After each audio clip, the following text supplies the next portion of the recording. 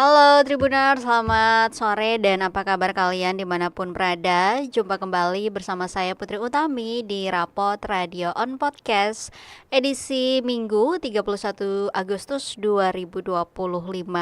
Tribuners, apa kabarnya kalian dimanapun berada? Semoga selalu dalam keadaan sehat dan juga semangat di weekend ini.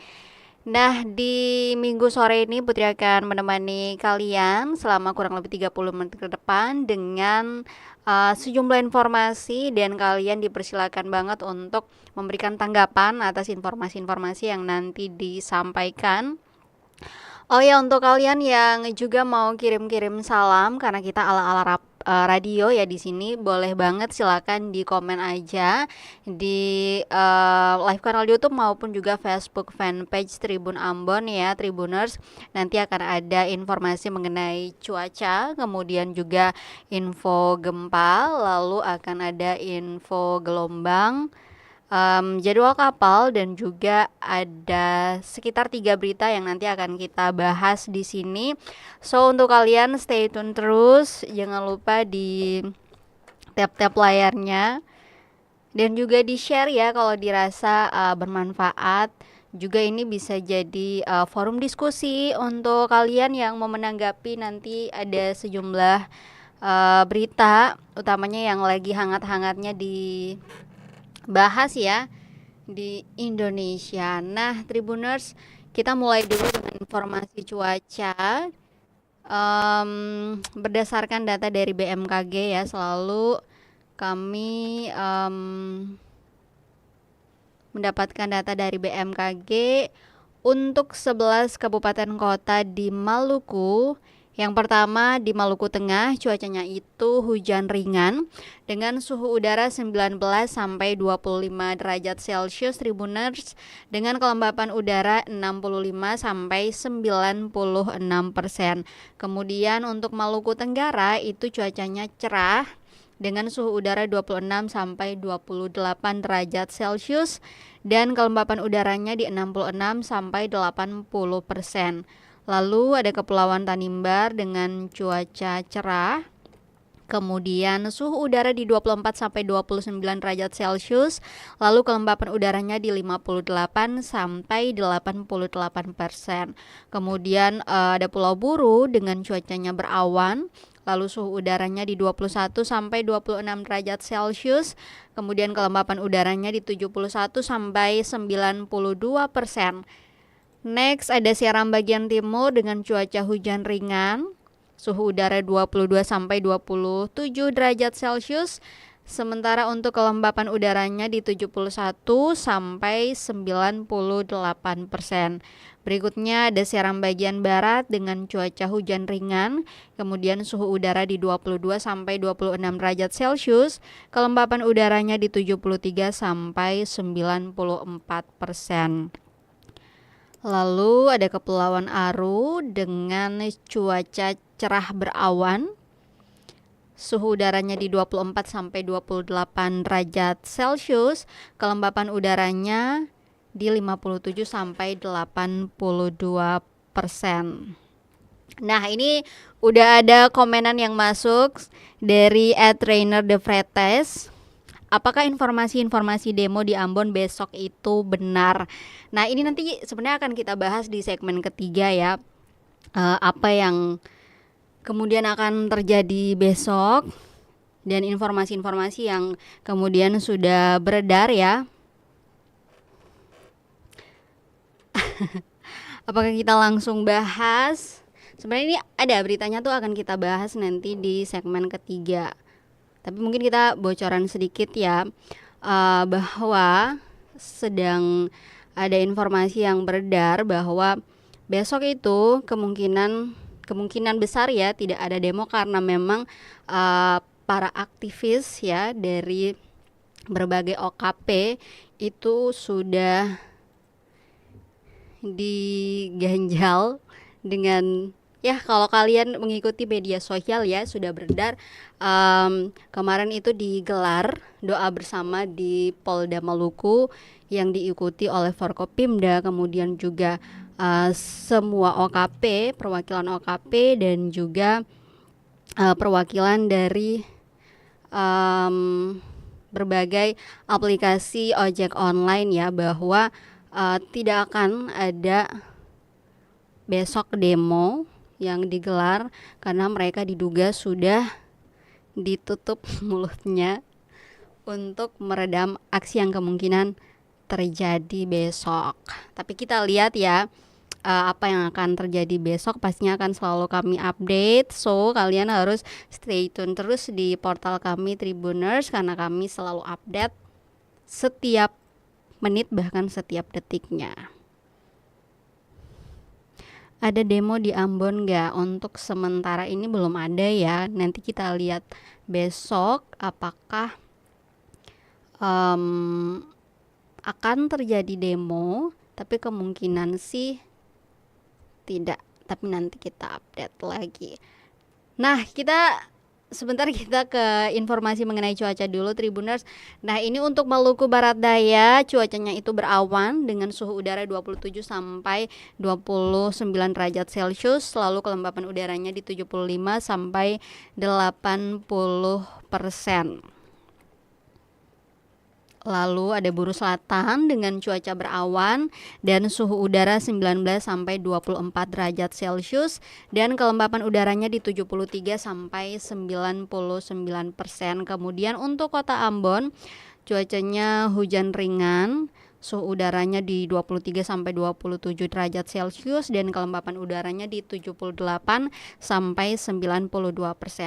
Sebenarnya cuacanya dari pagi tadi cukup berubah-ubah ya Tribuners, mulai dari sempat terik, kemudian turun hujan, habis itu terik lagi, habis itu mendung. Memang tidak bisa diprediksi secara pasti karena memang cuaca lagi berubah-ubah untuk di Kota Ambon ya khususnya. Kemudian terakhir ada Kota Tual dengan cuaca cerah, kemudian suhu udaranya di 26 sampai 28 derajat Celcius dan kelembapan udaranya di 66 sampai 78%. Berikutnya untuk informasi mengenai tinggi gelombang Tribuners. Untuk hari ini ada informasi tinggi gelombang dari BMKG yang berlaku dari 31 Agustus jam 9 pagi tadi sampai 1 September besok jam 9. Untuk tinggi gelombang 1,25 sampai 2,5 meter itu berpeluang terjadi di banyak sekali perairan. Kalau kita lihat ini ada di perairan utara Pulau Buru, kemudian perairan selatan Pulau Buru, lalu perairan Pulau Ambon dan Pulau-Pulau Lease, perairan utara Maluku Tengah, lalu di perairan selatan Maluku Tengah, perairan Seram bagian timur di bagian utara, lalu perairan Seram bagian timur bagian selatan, lalu perairan Seram bagian timur di Pulau Gorong, kemudian di perairan Kepulauan Banda Neira, perairan Kepulauan Kai, perairan utara Kepulauan Aru, lalu perairan selatan Kepulauan Aru, perairan barat Kepulauan Tanimbar, perairan timur Kepulauan Tanimbar, perairan Kepulauan Babar, perairan Kepulauan Serbata, Kepulauan Leti, kemudian perairan Wetar, Laut Banda, Laut Arafuru bagian barat, dan Laut Arafuru bagian tengah. Tentunya untuk saran keselamatannya harap diperhatikan risiko tinggi terhadap keselamatan pelayaran untuk perahu nelayan apabila kecepatan angin lebih dari 15 knot dan tinggi gelombang di atas 1,25 meter. Lalu untuk kapal tongkang apabila kecepatan angin lebih dari 16 knot dan tinggi gelombang di atas 1,5 meter. Untuk kapal feri apabila kecepatan angin lebih dari 21 knot dan tinggi gelombang di atas 2,5 meter. Pastinya juga ada imbauan dari BMKG kepada masyarakat yang tinggal dan beraktivitas di pesisir sekitar area yang berpeluang terjadi gelombang tinggi agar tetap selalu waspada.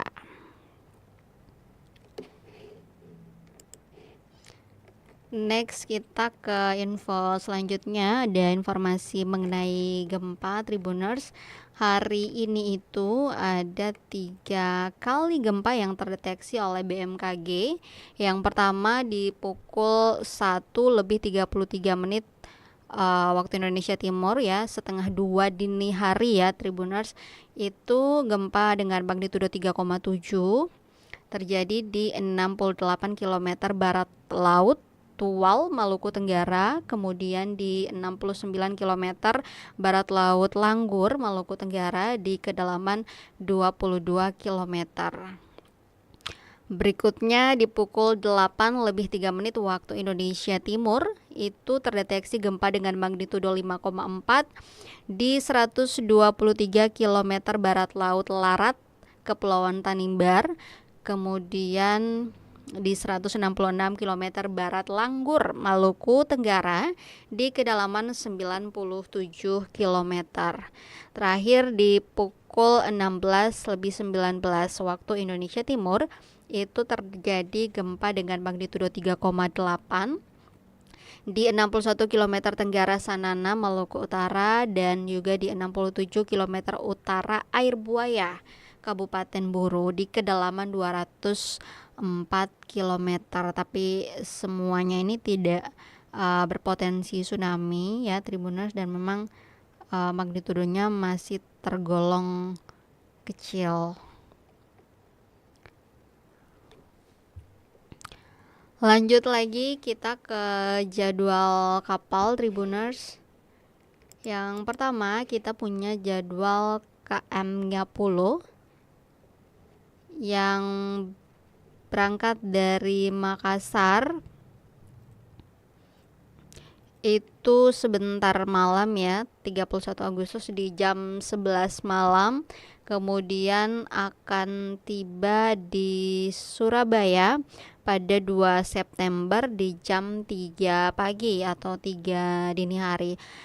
Lalu berangkat dari Surabaya 2 September jam 6 pagi, kemudian tiba di Tanjung Priok, Jakarta itu hari Kamis 4 September di jam 8 malam. Nanti berangkat dari Jakarta 5 September di jam 9 pagi, kemudian tiba di Surabaya pada 6 September di jam 12 siang. Dari Surabaya berangkatnya 6 September di jam 4 sore, kemudian tiba di Makassar pada hari Minggu di tanggal 7 September di pukul 9 malam.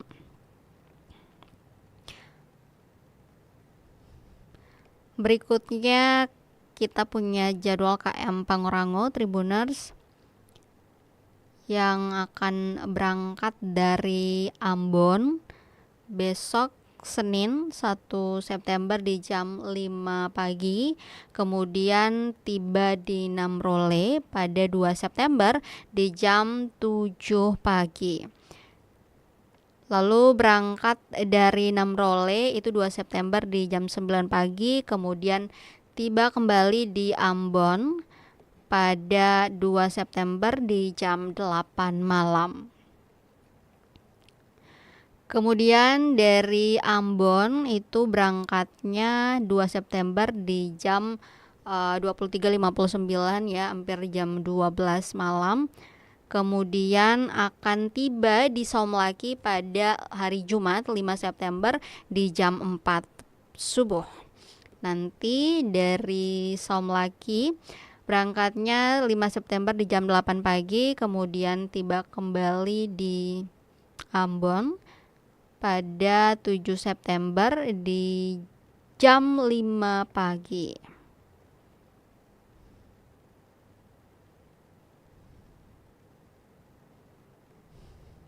Sorry, kita lewatin Banda ya.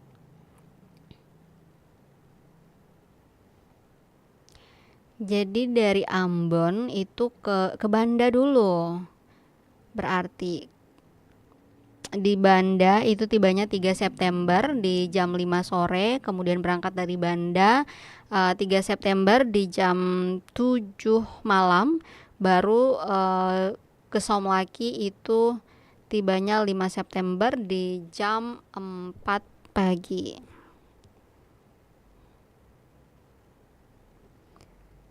Kemudian dari Somlaki berangkatnya 5 September di jam 8 pagi dan tiba di Banda pada 6 September di jam 12 siang. Kemudian berangkat dari Banda 6 September di jam 2 siang.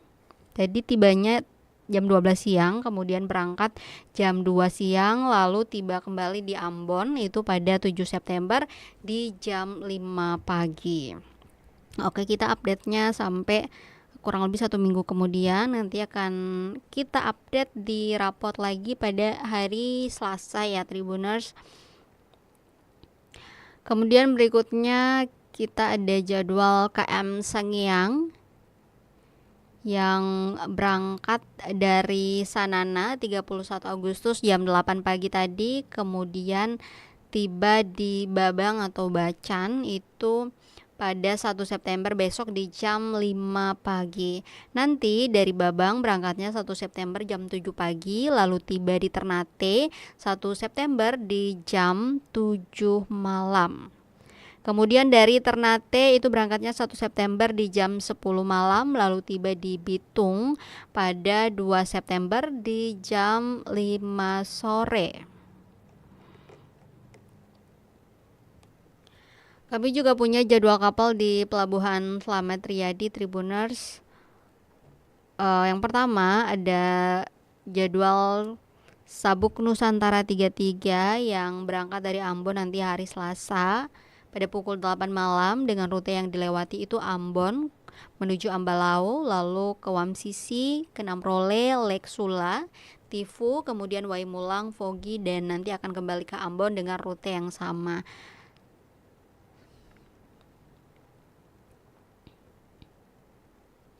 Untuk kapal Teratai Prima 1 Tribuners itu nanti akan ada besok hari Senin, berangkatnya jam 3 sore dengan rute Ambon menuju Buano, Fluk, Tepaya, Oci, Wayalowar, Soligi, kemudian Kawasi dan juga Kupal. Lalu kapal ke Buru Selatan juga ada Cantika Lestari 5E, itu selalu ada di hari Senin dan Kamis ya, dari Ambon menuju Ambalau, kemudian Namrole, Lake Sula, dan berangkatnya itu di jam 9 malam.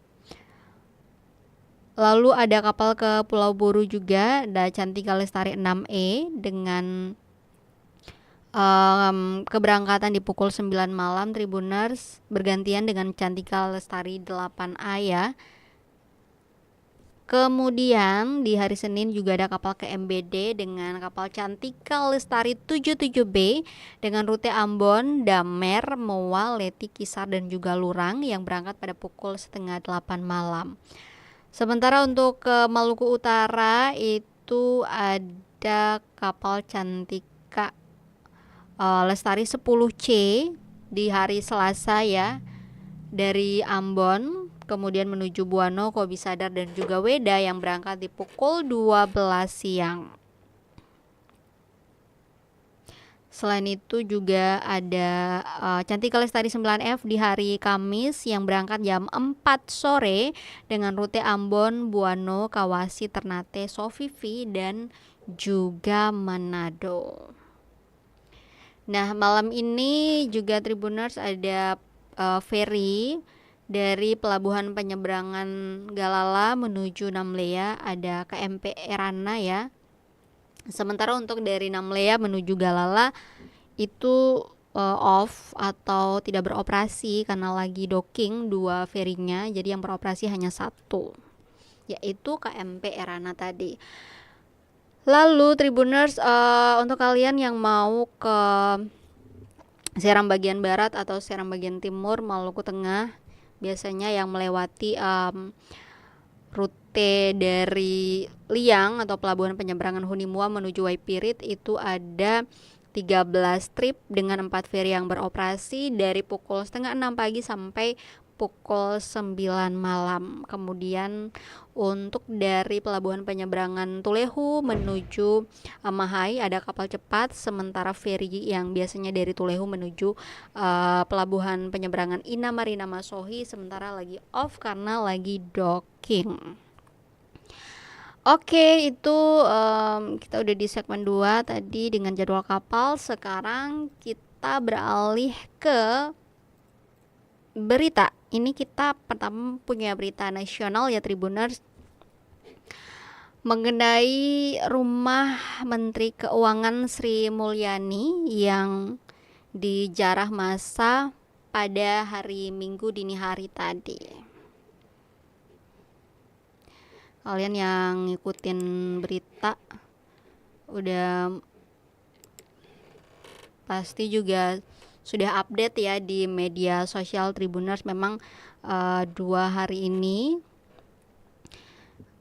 rumah dari para pejabat ya, mulai dari anggota DPR RI itu ada sekitar 3 orang ya, ditambah dengan Menteri Sri Mulyani, ini berarti ada rumah 4 pejabat yang kemudian sudah dijarah oleh massa. Dan memang ini bukan tanpa alasan ya, karena ada sebabnya. Ada beberapa statement dari 4 orang ini yang kemudian membuat warga itu pastinya ya merasa tersakiti dan pada akhirnya marah sehingga menjarah rumah dari 4 orang tersebut.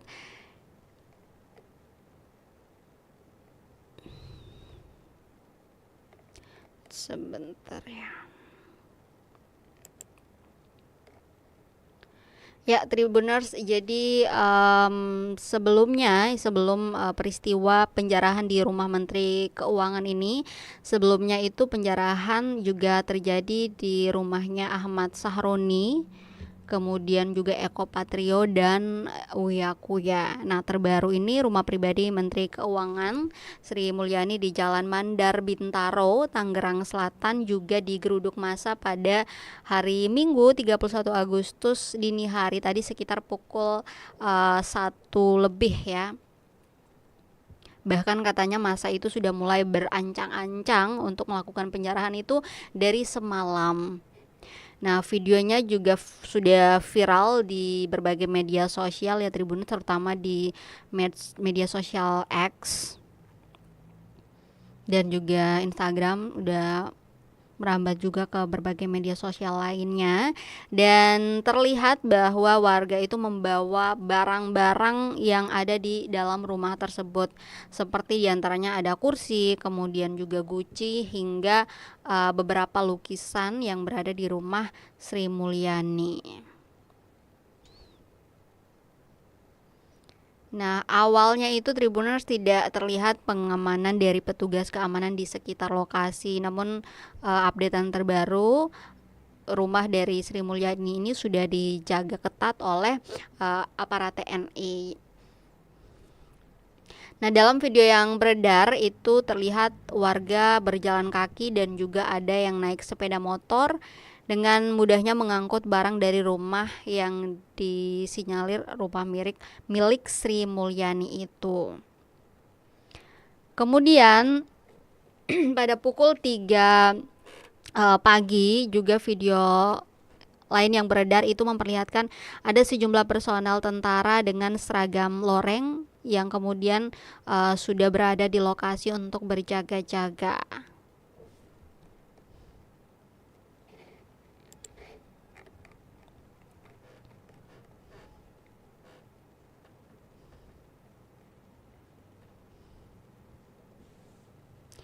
Nah, salah satu petugas pengamanan di rumah Sri Mulyani yaitu Joko Sutrisno menuturkan bahwa penjarahan ini berlangsung dalam 2 gelombang. Jadi gelombang pertama itu terjadi sekitar pukul 1 dini hari, sementara gelombang kedua itu datang sekitar 2 jam setelahnya, di mana itu jam 3 ya, sekitar jam 3. Dan menurutnya saat peristiwa terjadi, Menteri Keuangan Sri Mulyani ini sudah tidak ada di dalam rumah, dan rumah itu hanya diisi oleh petugas pengamanan tadi, Joko Sutrisno ini, dan juga salah satu kerabatnya. Kemudian mereka diungsikan ke rumah tetangga sebelah sebelum ratusan orang, bahkan terakhir tuh udah terlihat ribuan orang ya yang kemudian datang. Nah, Joko juga mengatakan bahwa dalam peristiwa tersebut tidak ada korban jiwa dan begitupun tidak ada kendaraan roda 4 yang dirusak karena memang sedang tidak ada di sana.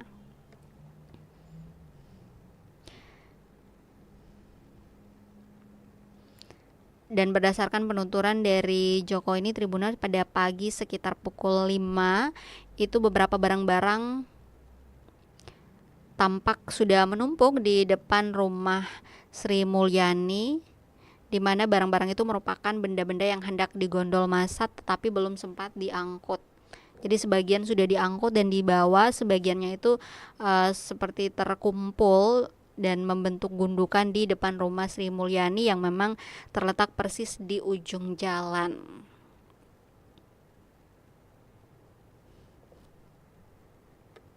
Dan berdasarkan kesaksian warga sekitar, Tribuners, kerusuhan paling parah itu terjadi pada gelombang kedua ya di jam 3 karena melibatkan ribuan orang. Bahkan ada salah satu saksi yang mengatakan bahwa dia hanya bisa menyaksikan dari balik tirai rumah saja, tidak berani keluar karena sudah sangat banyak orang yang datang.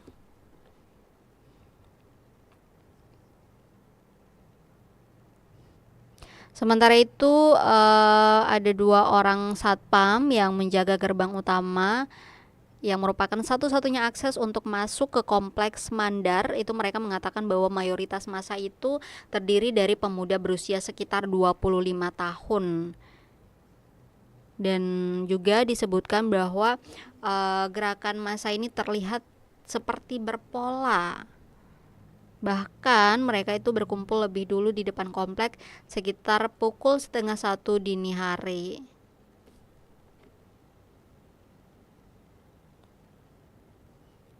Nah, penjarahan yang dilakukan ini juga, Tribuners, merupakan bentuk kekesalan ya, kekesalan masyarakat terhadap statement yang dikeluarkan oleh Menteri Keuangan Sri Mulyani beberapa waktu lalu yang sempat juga digoreng ya oleh orang-orang di media sosial yang mengatakan bahwa sebenarnya ada video potongan yang hoax ya, yang mengatakan bahwa Sri Mulyani mengatakan bahwa guru itu adalah beban negara. Nah, belakangan diklarifikasi memang bahwa Sri Mulyani itu tidak mengatakan bahwa guru itu beban negara, tapi dikatakan bahwa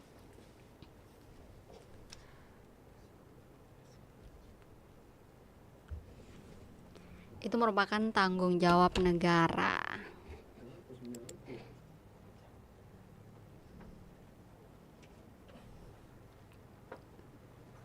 Sebelumnya juga, Tribuners, beredar video yang memperlihatkan massa menyerbu 2 rumah kader Partai Amanat Nasional, yaitu Eko Patrio dan juga Uya Kuya pada Sabtu malam.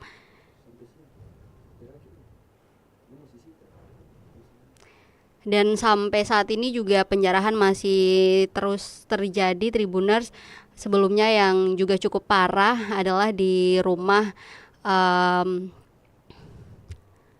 dari salah satu anggota DPR RI juga, Ahmad Saroni,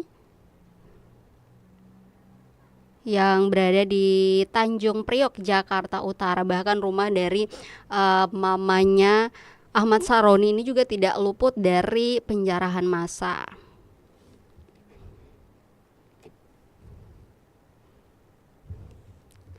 Nah, bahkan, Tribuners, beberapa saat lalu ya, itu sudah terkonfirmasi bahwa Ahmad Sahroni dan juga Nafa Urbah ini sudah dinonaktifkan ya dari DPP Partai Nasdem terhitung tanggal 1 September besok.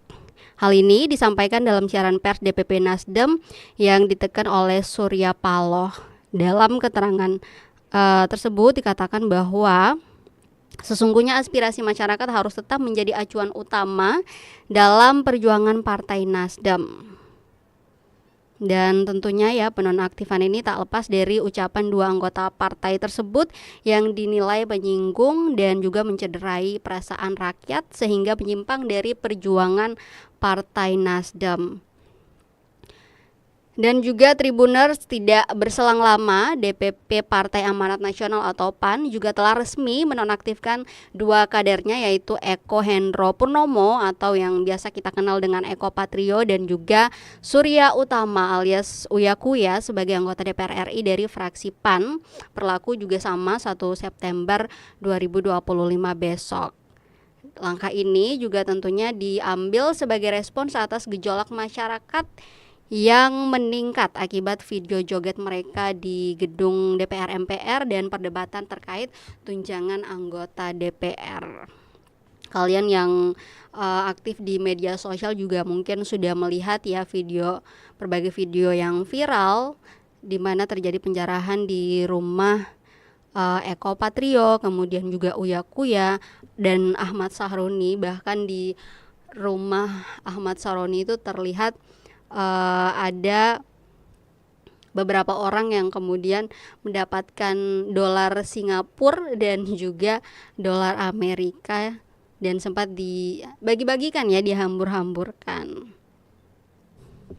Bahkan yang juga menarik perhatian itu adalah anggur yang ada di rumah Ahmad Sahroni juga tidak luput dari jarahan massa.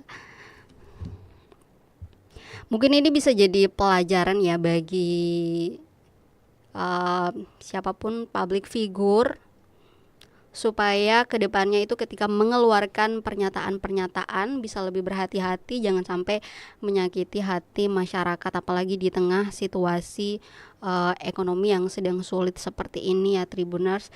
Dan memang Ahmad Sahroni ini kalau kita lihat ya, netizen itu banyak yang geram karena dia itu dikenal sebagai anggota DPR yang suka pamer kekayaan atau flexing.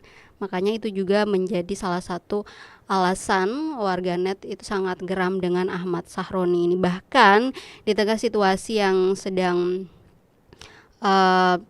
tidak baik-baik saja di negara ini, Ahmad Sahroni itu dikabarkan sedang bepergian ke luar negeri. Itu yang kemudian menambah amarah dari masyarakat Indonesia.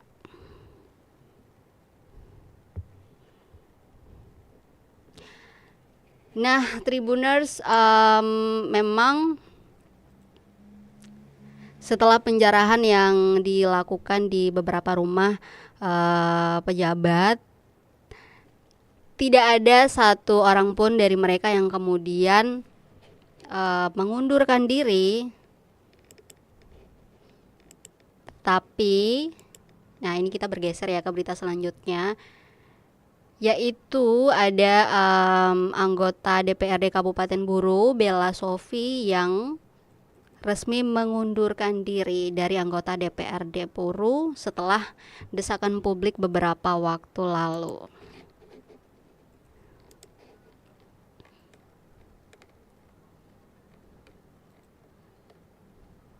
Nah, sebenarnya banyak yang mengira ya Tribuners bahwa pengunduran diri dari Bella Sophie ini akibat dari situasi dan juga kondisi di Indonesia beberapa hari belakangan ini. Tapi sebenarnya kalau kita lihat ya, desakan ini sudah terjadi itu sekitar dari tanggal 4 Agustus lalu ya, di mana sejumlah aktivis itu melakukan aksi demonstrasi. Yang pertama di depan kantor Gubernur Maluku pada 4 Agustus, kemudian pada 6 Agustus juga demonstrasi dilakukan di DPRD Kabupaten Buru.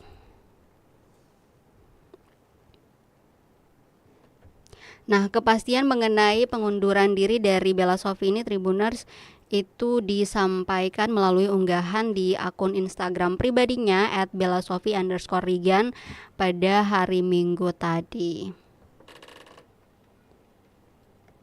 Di dalam pernyataannya, Bella Sofie menyampaikan bahwa surat pengunduran dirinya telah diajukan sejak 14 Agustus 2025 kepada DPW Partai Nasdem Maluku. Dan juga Bella Sofie menegaskan bahwa keputusan tersebut merupakan hasil perenungan panjang antara amanah publik dan juga tanggung jawab pribadi terhadap keluarga. Apalagi ya, Mimi Bella ini kan memang terlihat sibuk sekali mengurus salah satu bisnisnya, yaitu bisnis skincare. Jadi memang kesannya itu seperti mengabaikan tugasnya sebagai wakil rakyat, dan Mimi ini jarang sekali ya terlihat di Pulau Buru, di mana harusnya dia bertugas. Kebanyakan di ibu kota Jakarta ya. Nah, Tribuners, sebelumnya dalam surat resmi yang ditujukan kepada Ketua DPW Partai Nasdem Provinsi Maluku, Bella menegaskan bahwa keputusan mundur ini diambil tanpa tekanan ataupun paksaan dari pihak manapun. Dia juga menekankan bahwa pengunduran dirinya ini adalah bentuk tanggung jawab untuk memastikan amanah rakyat diemban oleh mereka yang memiliki kelapangan waktu dan tenaga penuh. Oke, berarti ini memang sudah jadi pertimbangan ya oleh Bella Sofie. Nah, meskipun tidak lagi menjabat sebagai anggota DPRD Buru, Tribuners, Bella ini menegaskan bahwa dia akan tetap siap memberikan tenaga dan juga pikiran bagi masyarakat, terutama lewat kegiatan sosial yang akan terus ia jalankan. Ya, kita doakan ya, meskipun sudah tidak menjadi anggota DPRD Kabupaten Buru, Mimi Bella ini bisa tetap berdampak, bermanfaat bagi masyarakat Buru, apalagi emak-emak yang memang banyak sekali yang mendukung beliau pada Pileg 2024 lalu. Nah, dalam unggahan di media sosialnya itu, Tribuners, ini kita bacain sedikit ya isi dari postingan Mimi Bella. Saya, Bella Sofie Regan, menyampaikan kepada masyarakat bahwa terhitung sejak tanggal 14 Agustus saya telah resmi mengundurkan diri sebagai anggota DPRD Kabupaten Buru. Berikut bukti saya telah menyerahkan surat pengunduran diri kepada DPW Partai Nasdem Maluku. Saya memohon maaf karena tidak dapat lagi melanjutkan tugas saya di bidang politik. Namun demikian, saya tidak akan berhenti untuk tetap melayani masyarakat Kabupaten Buru melalui kegiatan sosial.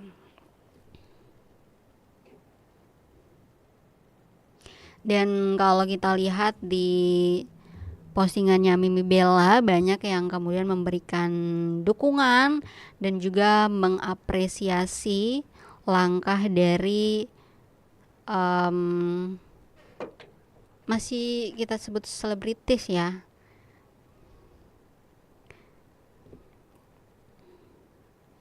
Terlihat juga banyak dukungan mengalir dari rekan-rekan artis Tribuners.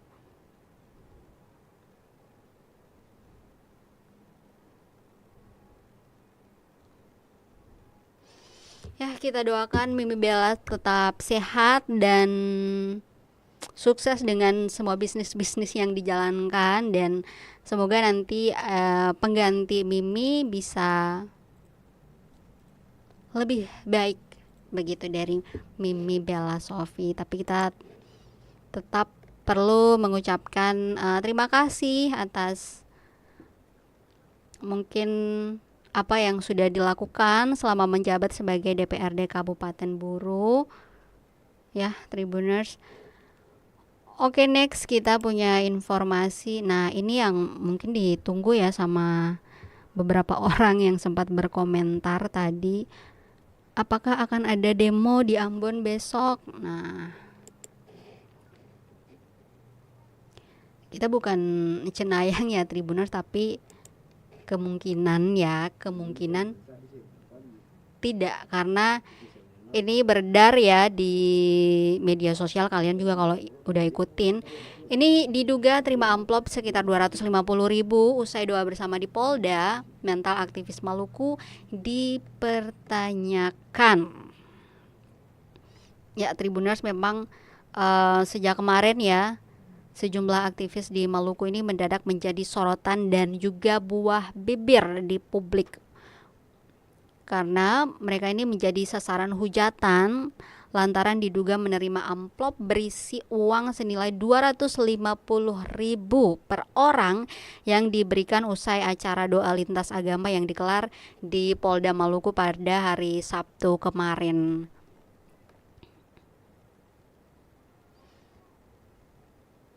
Alih-alih menjaga kondusivitas daerah, sejumlah aktivis ini dituding berdamai dengan oligarki dan menjalin hubungan yang mesra dengan pemerintah.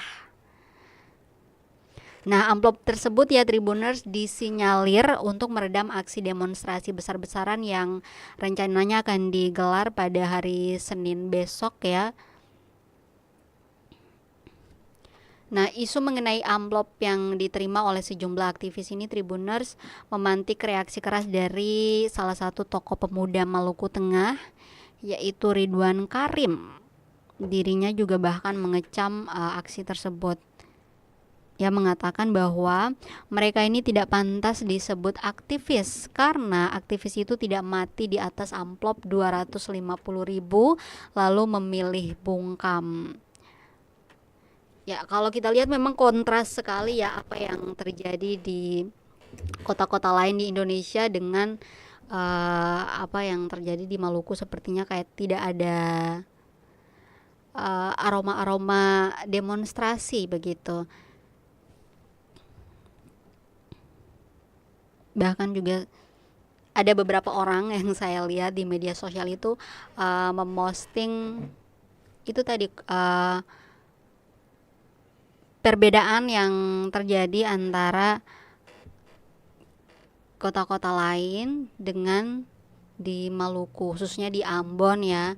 Bahkan kalau di tempat lain lagi ramai soal demonstrasi, di Ambon itu lagi ramai sama konser bahkan semalam.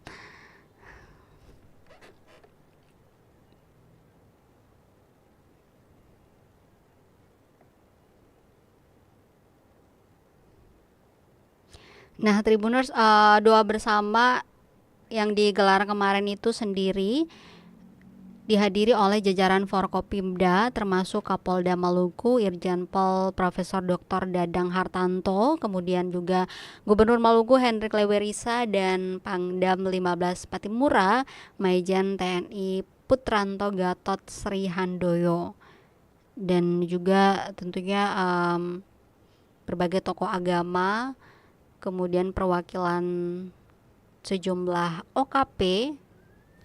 Memang di dalam video yang beredar itu diserukan perdamaian.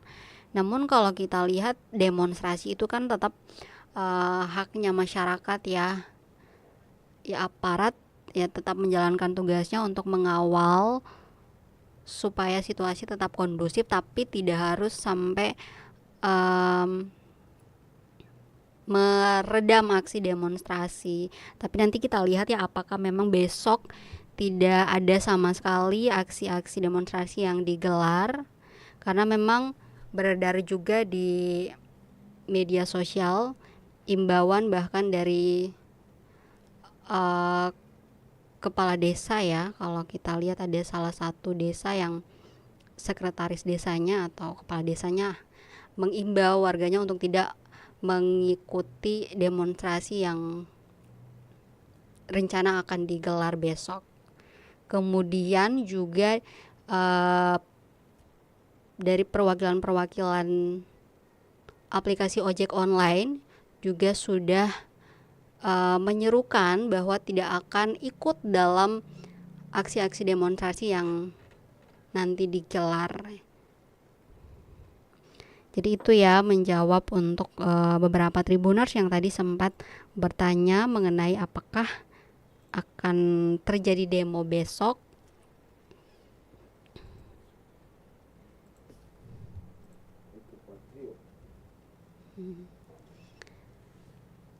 Oke, Tribuners, informasi tadi mungkin jadi penutup ya. Di rapot kali ini kita udah agak over, udah 46 menit. So untuk kalian Tribuners yang ingin mengupdate informasi seputar Maluku, jangan lupa untuk mengupdate-nya di portal kami www.tribunambon.com, atau juga bisa melalui berbagai akun media sosial kami mulai dari Facebook, Instagram, TikTok, Twitter, dan juga YouTube, karena kami selalu update setiap menit bahkan setiap detiknya. Oke Tribuners, nanti kita ketemu lagi di rapot hari Selasa. Tentunya masih bersama saya Putri Utami. Jangan bosan-bosan. Saya pamit, selamat sore, sampai jumpa dan amato. Download Tribun X sekarang, menghadirkan lokal